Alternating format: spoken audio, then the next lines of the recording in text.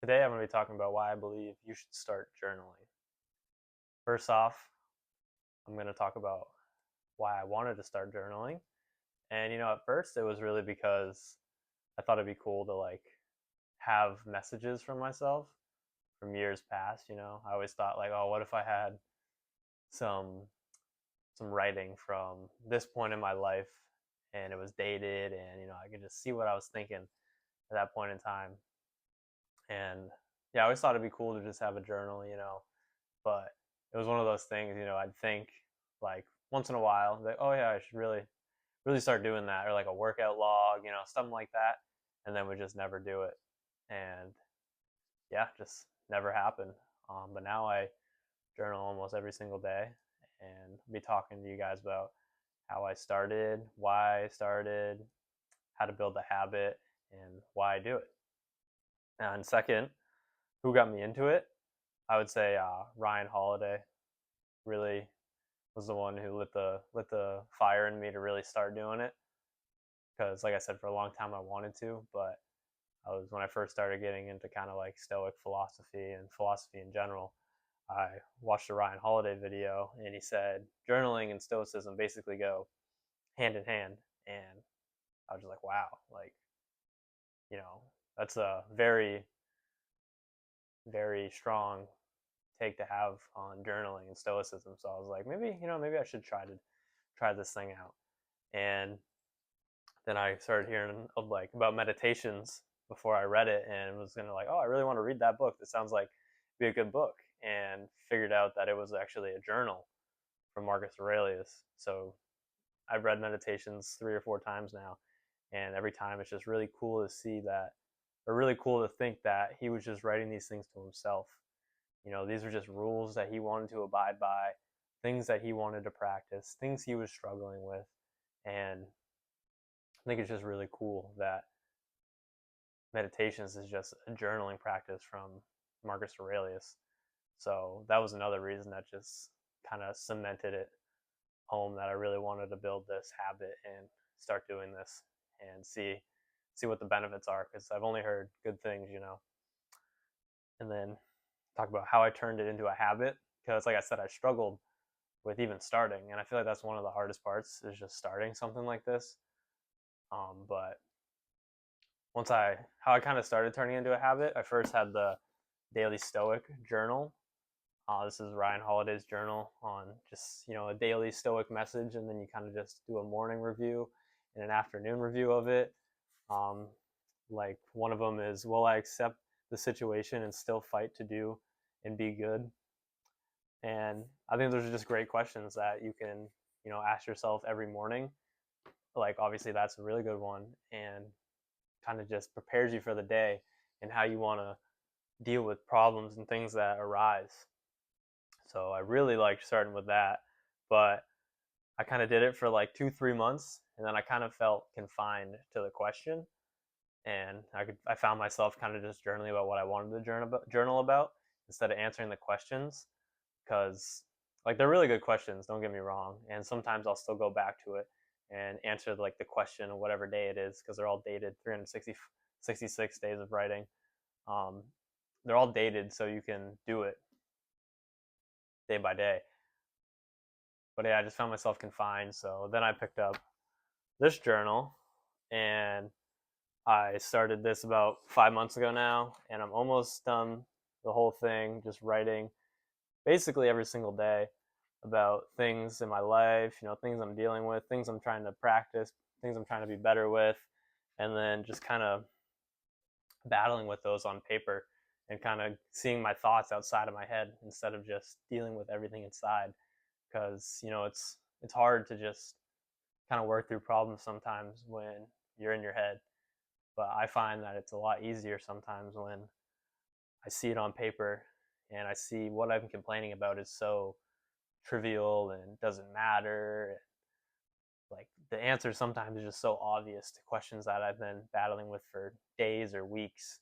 And I just like, all right, let's journal about this, and it just comes like that. So I think for that reason it's very valuable, and I turned it into a habit by, I've read Atomic Habits twice, and at first, it was really hard for me. Like I didn't pick it up like first day and was, journaled ever since. At first, it was kind of hard, to find the time. Well, it wasn't hard to find the time. It was just hard to make the time. You make time for the things you want to do. And I really didn't see the great benefit from it all the time in the beginning, but now I definitely do. But in Atomic Habits, it talks about how being consistent is key. And I go to the gym a lot, and for a couple of years now, so I know consistency is key. And if you can stay consistent with something, it gets a lot easier. If you go to the gym at the same time every day, like say after work, when after work comes, you're not like, oh, what am I going to do? Like, there's so many options. I mean, there really isn't, because you have a habit of something that you do at that time every single day. So you don't even think, you're just like, all right, off to the gym. So building a consistent practice is key. And in the beginning, when stuff is hard, you really just want to check the box. If you can write one word in a journal like these each day, that's a win. One word, one sentence. It doesn't need to be a whole paragraph and this whole complex, profound thought stream that you're having. It can just be something as simple as I had a good day, or I had a bad day, or whatever it may be, and just building that habit. So say every night after the gym, you do it. Atomic Habit also talks about habit stacking. So if you say every morning you shower, when you're about to shower, if you start stacking journaling on that, say, all right, after I shower, I'm going to journal. Then you can habit stack, because showering is already a habit for you. You don't need to build that a habit. But if you can put something behind that you always do, it's good, because it's a reminder every single day to do the new habit you're trying to do. And I honestly like to do these things before. So I'd say like before I shower, I would journal, because I mean, my brain's all over the place a lot of the times. And sometimes I'll be like, oh yeah, after I shower, journal. And then I'll just completely forget. And then it's like 2 hours later. So if I'm ever fortunate enough to, when I'm trying to build a habit, remember it, usually it's before I'm about to do the habit I'm stacking it with. So I like to just do it right then and there, and then build a habit in front of the habit I already have.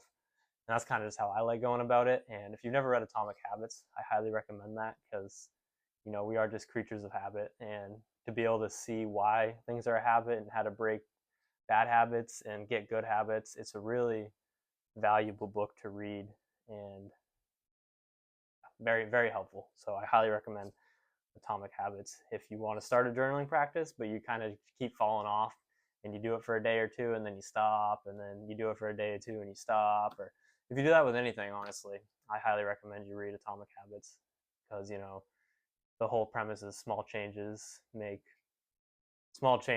make big changes in the end. Small, atomic, big at the end. So yeah, highly recommend. Why I believe you should journal, I kind of hit some topics on this already, but mainly because I believe, Anne Frank says, and Ryan Holiday says this a lot, that paper is more patient than people. And I mean, obvious, that's 100%, true. Paper doesn't ever interrupt you, or paper doesn't ever cut you off or say you're wrong, or it just sits there and lets you vent to it. And it's very valuable to be able to do that, because sometimes you'll just get through the whole thought loop you're having, either of someone who's annoying you or something you're struggling with, or whatever it may be, and you realize that you're just complaining about stupid things, and the answer's right there in front of you. You shouldn't be battling with something like this every single day. You shouldn't be anxious about something like this every single day. The answer is right in your face. And sometimes you just need to get out of your own head to see that, and observe your thoughts from a distance, instead of just everything boiling up in here. Like when you're trying to do a hard math problem, and it's a big equation, and you just got a lot of numbers in there. It's hard, but it becomes a lot easier when you can just write stuff down, see it in your head, come back to things, deal with it in front of you, instead of just all in your head trying to place things and remember things. And it's a lot easier to see it in front of you. And I believe you should never just go and explode your problems onto people. especially if you haven't journaled about it first. Because there's been so many times that, like I said, I've been dealing with things and I just journal about it and it's a clear cut answer. I don't need to go gnaw someone's ear off for 30 minutes about this thing I'm dealing with and then hope they give me the good advice that I need. But just deal with it on paper. You know, I believe oneself should be lifted up by oneself. And if you can deal with something like that by yourself, it builds some confidence inside of you that you don't need other people to get through things. You don't need all this guidance and help to deal with some problems. I mean, obviously it's not bad to seek help and guidance. I mean, it's very, very helpful and you should, but not always. And especially if you haven't started journaling, if you haven't written about your problems at all, you really should rethink that, and I believe, and you should see them in front of you before you go and vent to someone. Because I mean, I've always had a better understanding of my thoughts and what I'm dealing with when I start writing about them. And you're just slower. You think like you're talking, which is fast. But you write a lot slower. You can just deal with things a lot better, and you can go back to things. It's very, very helpful, I believe. So if you're dealing with something in your life right now, I highly recommend you just journal about it a little bit, and then see how it helps. It's not gonna hurt. It's not gonna hurt. So that's gonna do it for this one. I really, really hope if you're watching this and you don't have a journaling practice, that this helps you start one, because I believe it is very beneficial. And if it's like me, I started just with the hopes of being able to look back, like 5 months from now and see something I was thinking about and be like, oh yeah, I remember that. I remember when I was doing that. But now, like, I really don't even look back on this. I just, deal with things, get done with them. It's in the archives. Maybe one day I'd go through and look at some stuff, and once in a while, I'll flip back and read a page, and there's good stuff in there that I can still use because it's stuff that I was battling with. So I'm probably still somewhat battling with it. It's not an overnight change on any of these things. So, it takes time. Human betterment, I believe, is 2 steps forward, 1 step back. And one of the steps is understanding the right thing to do. The other step's acting upon that. But then the step back is the next time you're faced with that problem, you do the wrong thing. That's your step back. But then you're still 1 step forward because you know the right action to take. And then next time, you can take another 2 steps. But we are human, and there's human error and human mistake, and it's bound to happen. So as Marcus Aurelius says, just celebrate behaving like a human when these things happen, and just trust the process. I hope you all enjoyed this one, and I'll see you on the next one. Peace.